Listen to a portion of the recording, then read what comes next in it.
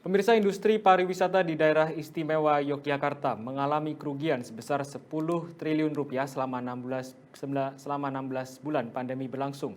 Selama itu pula belum terlihat adanya kebijakan dari pemerintah daerah yang benar-benar bersifat supporting bagi pelaku pariwisata di DIY untuk bertahan hidup, apalagi untuk bangkit. Hal ini diungkapkan oleh Ketua Umum DPD Gabungan Industri Pariwisata Indonesia atau GIPI DIY, Bobi Ardianto Setiaji dalam sebuah konferensi pers bersama para pengurus dan juga Ketua Asosiasi Industri Pariwisata yang berada di Yogyakarta. Bobi mengungkapkan jumlah 10 triliun tersebut baru kerugian yang dialami langsung oleh industri pariwisata. Dan jika ditambah dengan dampak ikutan terhadap ekosistem turunan pariwisata seperti UMKM dan industri kreatif lainnya, maka jumlahnya bisa melonjak mencapai 25 triliun rupiah. Untuk itu pihaknya sangat berharap Pemda bisa membantu para pelaku industri pariwisata untuk bertahan. Tidak terkecuali dengan melakukan penerapan kebijakan PPKM level 4 yang diharapkan bisa dilengkapi dengan solusi agar industri serta masyarakat dapat bertahan dan implementatif terhadap regulasi ini. Kalau 10% aja dari sisi akomodasi dan makan minum, tentunya kurang lebih pendapatan dari sisi pariwisata itu ada di 14 triliun. Kalau dari sisi 14 triliun sendiri, kalau kita sampaikan dari Dinas Pariwisata Provinsi menyampaikan bahwa 70% itu turun, kurang lebih ada di 10 triliun. Gitu ya, bagaimana pendapatan kita terdampak sekian. Tetapi kalau kita bicara dalam sebuah ekosistem pariwisata, tentunya data itu tadi bisa sampai kurang lebih 25 triliun. Selanjutnya kita ke Semarang untuk melihat sejumlah kegiatan positif dari sejumlah pemuda yang terus berbagi di tengah pandemi, yang menjadi bahan bakar sejumlah pemuda di Semarang yang memiliki komitmen untuk mengantarkan kebutuhan bagi para pasien COVID-19 yang tengah menjalani isolasi mandiri.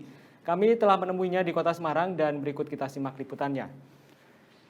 Namun sebelumnya informasi ini akan menjadi informasi penutup dalam Metro News hari ini. Jangan lupa untuk informasi lainnya Anda bisa menyimaknya kembali di kanal YouTube kami Metro TV Jateng dan DIY. Akhir kata mewakili seluruh kru yang bertugas, saya Noval Nurosa mengucapkan terima kasih atas atensi Anda. Selalu patuhi protokol kesehatan dan sampai jumpa. Di tengah kondisi yang kita belum tahu kapan akan berakhir, kapan akan tertangani dengan sempurna, masih banyak orang-orang baik yang mau berbagi energi, berbagi kebaikan, dan juga berbagi kebutuhan bagi sesamanya. Salah satunya adalah di kota Semarang, di mana ada sekelompok pemuda yang mengantarkan kebutuhan, terutama bagi pasien yang menjalani isolasi mandiri. Dan orangnya sudah berada di sebelah saya. Halo, ini adalah Mas Kori dari Antar-Antar Semarang, betul ya? Benar. Antar-Antar Semarang ini jadi adalah sebuah gerakan yang mengantarkan kebutuhan orang-orang, kebutuhan seperti isolasi mandiri ini diantarkan dan juga dengan menjaga lingkungan karena diantarkannya dengan sepeda. Iya. Kenapa Mas dengan sepeda? Karena satu suka sepeda, terus yang kedua itu karena kan sepeda kan lebih murah, istilahnya kayak kita bisa menjaga lingkungan. Tapi untuk kecepatan pun ya emang nggak bisa diandelin, tapi untuk lingkungan pun kita peduli gitu Mas. Awalnya ini kebentuk karena dari media sosial. Ada salah satu sebuah organisasi itu namanya IBMA, itu Indonesia Bike Messenger Association. Itu pusatnya di Jakarta, itu dari situ terus aku kirim email.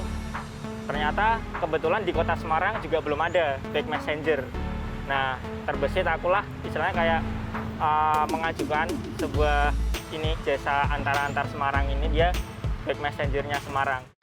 Barang apa saja Mas yang sekarang ini banyak sekali dibutuhkan atau dicari orang? Kalau sekarang khususnya kayak makanan ya Mas, makanan, terus ada juga yang dia cuma nitipin uang terus dikasihkan ke semisal kayak temennya gitu, kalau dia nggak punya aplikasi buat mengirim uang.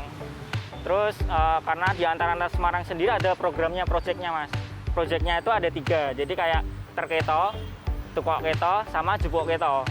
Nah, jadi kalau terketo tuh kayak kita cuma mengantar barang aja. Jadi orang itu pesen, terus kita antar. Kalau jupuk keto itu kita mengambil barang yang orang itu pesan, itu kita ambil, terus kita antar ke yang pemesan itu. Kalau tukok keto itu kita membelikan sebuah barang. Jadi kita pakai uang kita dulu, terus kita kirim ke yang pemesan itu. Ada program baru yang namanya Project Isoman. Itu banyak juga Mas yang mereka yang istilahnya kayak isolasi mandiri. Jadi kebanyakan untuk sekarang sih nganter-nganter obat ya.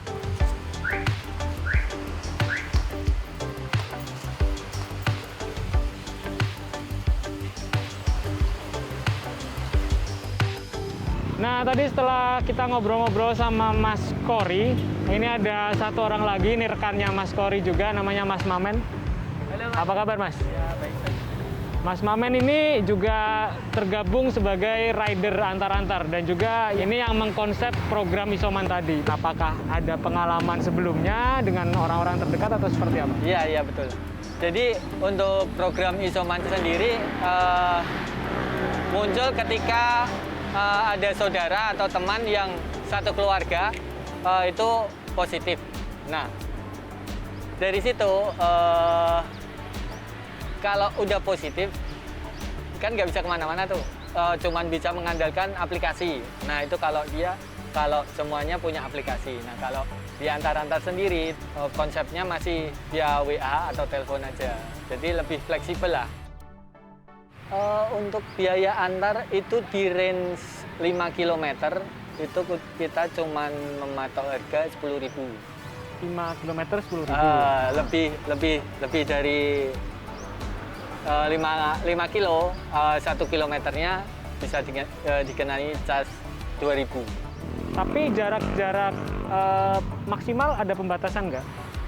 Untuk antar-antar sendiri sih masih di lingkup range dalam kota ya Mas ya. Range-nya kalau dari barat itu dari Kalibanteng, Semarang kota sini sampai ke Pedurungan. Untuk antar-antar sendiri sih kita memang fokusnya jasa pengiriman barang, dokumen, makanan dengan sepeda aja sih. Kita coba mengurangi polusi lah dengan sepeda seperti itu. Tapi Mas Mamen sampai sejauh ini sedekat apa sih batas kalian teman-teman di antar-antar Semarang dengan pasien COVID-19?